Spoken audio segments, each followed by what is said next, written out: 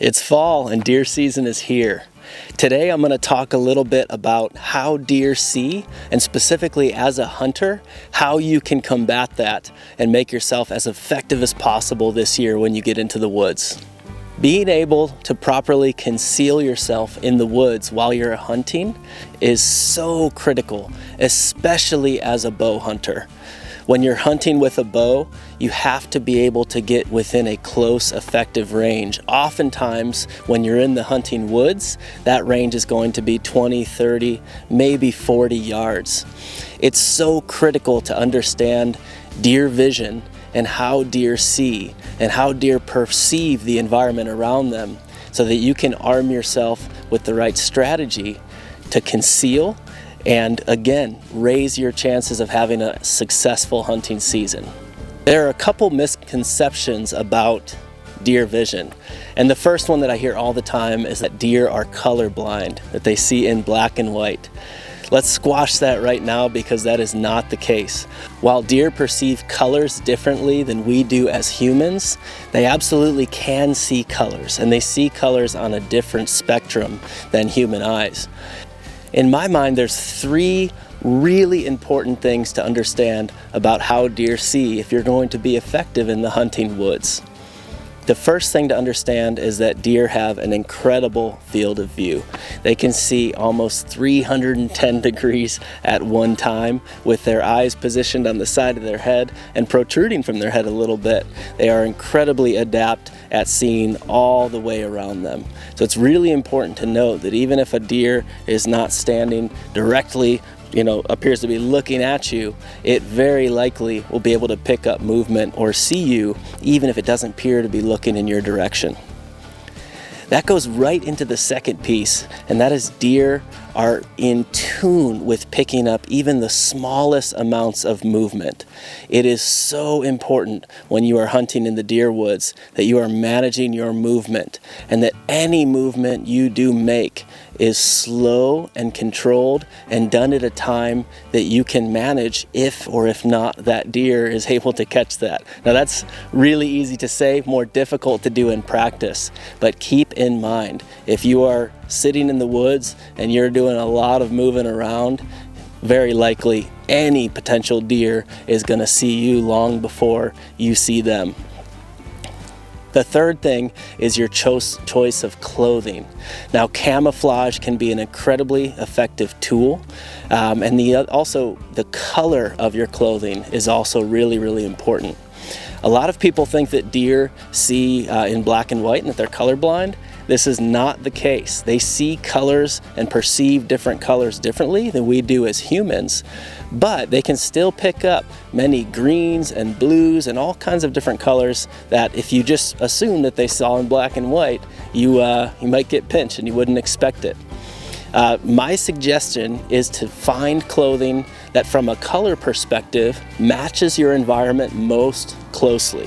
It doesn't matter what brand, but again, you want to make sure that you find something that matches the color of your environment, but even more importantly than the color is the pattern of the environment. You want to try to find a camouflage pattern that matches the type of vegetation and trees or grass that you will be in when you're out hunting. Again, the most important piece is making sure that you're breaking up your outline and trying to conceal and blend yourself and potentially any movements that you're making with your surroundings. The other thing to be really mindful of, especially as hunters, we're often hunting in the early morning hours or the late evening hours where that deer activity is really high. Deer are incredibly sensitive to light.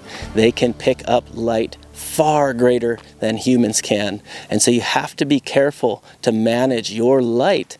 One, from a clothing perspective, making sure that you're not wearing anything metallic, reflective, glaring, even bright whites and blues that are very UV focused can be picked up by a deer immediately, right? They'll see you long before you're coming.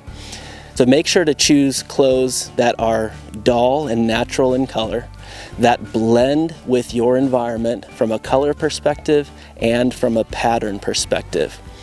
Manage any light If you're up in a tree stand at dusk and you've got your cell phone out, believe me, that light can be very easily picked up by a deer who may be passing through.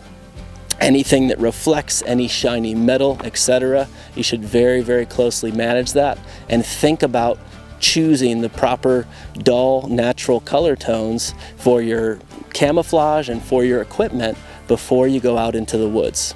A really common strategy for deer hunting is to get elevated and get up in a tree. That is so effective because of that field of view that I talked about, and specifically a common blind spot that deer have. Deer have a very difficult time seeing above them, especially when they're going about their normal day grazing, hanging out in the woods.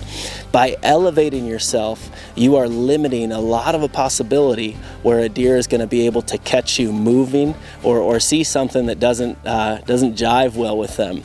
If you are hunting from the ground, and if you're doing so without a blind, you have to be so much more disciplined with your movement and with your cover and with where you choose to sit, because deer are very, very, very good at seeing movement and seeing things that will get you in trouble and get you busted.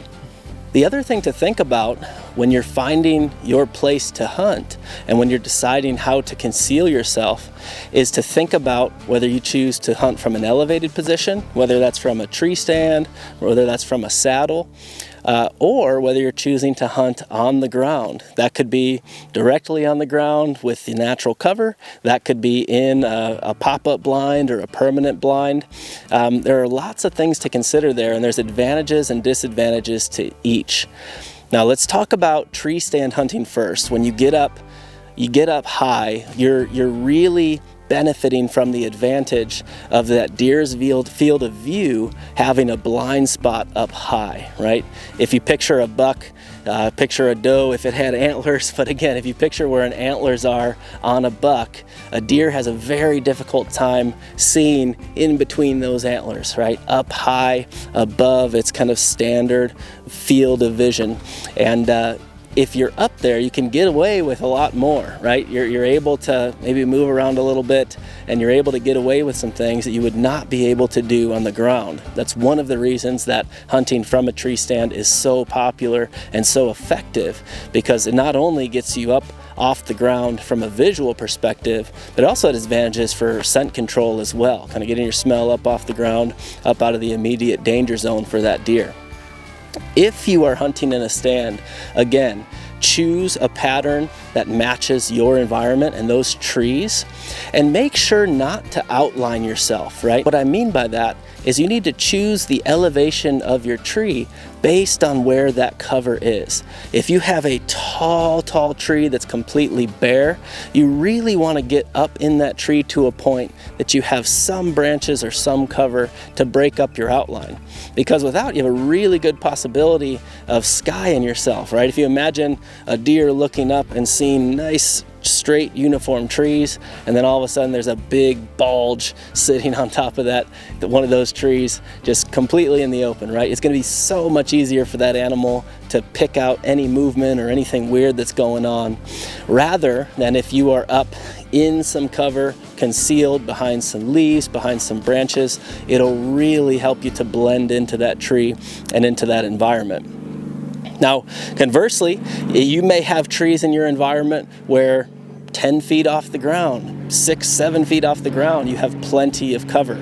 In those cases, it's perfectly fine to not be very high, right? Again, it's all about concealment and getting yourself up off the ground. If you're on the ground and hunting from a blind, you can really control a lot of the perception from the outside world, and you don't have to worry as much about movement. You want to have a pot of coffee, you want to have whatever you're doing in the blind moving around, that outer shell is going to do a lot of protecting. But if you are hunting from ground level without a blind, movement and managing and limiting your movement is the most critical tip I can give you. Almost to the fact where if you're sitting up against a tree, right, you're at ground level, you've got good visibility from where you plan to hunt, you want to completely limit any and all movement while you're sitting there, because deer are so effective at picking up just the slightest movement, and they almost just zoom in on that, right? It's as if they're going about their day and they're just waiting, and as soon as something moves, that prey drive kicks in and they are alert and focused on wherever that minute movement was. If you are hunting from the ground without a blind, find cover that blends with your clothing, that breaks up your outline. Use camouflage as much as possible. If you have a hood, if you have a face mask, take the opportunity to use this type of gear to limit the movement. Go as far as limiting the movement of your head, right? Just as an example here, I'm sitting here. If I was sitting up against this tree back here, moving back and forth, turning my head, this is movement that can still very quickly be picked up by a deer. So if you're sitting on the ground, use your eyes, try to limit all movement, and just slowly scan. So in this case, I'm just scanning back and forth with my eyes. I'm still able to see my hunting area, but I'm not moving and I'm blending into my surroundings. Now, of course, I'm staying in a pasture, so not blending, but you get the picture. Now, I'm doing all of this talk about not moving, and I'm sitting here as a hunter who uses a compound bow. You have to move quite a bit to draw your bow, right? When you are ready to take that shot, you're likely going to have an arrow already nocked, right? Think about where your bow is in relation to how you're sitting or how you're standing and getting ready to take that animal. And try to think about how you can limit the amount of movement you will make to get that bow to the ready position. Of course, you then need to be able to draw your bow. Think very, very carefully about when you choose to draw. That will be a huge amount of motion you make. Gun hunters don't have this problem. They simply have to raise their gun. As a bow hunter, we need to raise the bow, and we have a big sweeping motion to draw that bow. You have to be very, very careful to do that at the right time. What I would suggest when you think about drawing your bow is that you give those animals much more credit, and that you really think and understand that they are going to be able to see a lot more than you think they can. In that case, if you are in a wooded environment, take an opportunity to get yourself ready and wait for that animal to pass behind a visual barrier. Maybe that's a tree, maybe that is a bush or some tall grass. Use that time to carefully draw your bow and then hold, right? There's often an opportunity where you can make your draw, and then by the time the animal clears whatever that visual barrier is, whether it was turned completely in the other direction, whether it was behind a tree or passing behind something in between you and the animal, that is your moment to draw. And again, now be at a steady state, because once you draw, you're now still again, and you can maintain that limited motion that you need to be successful as a hunter.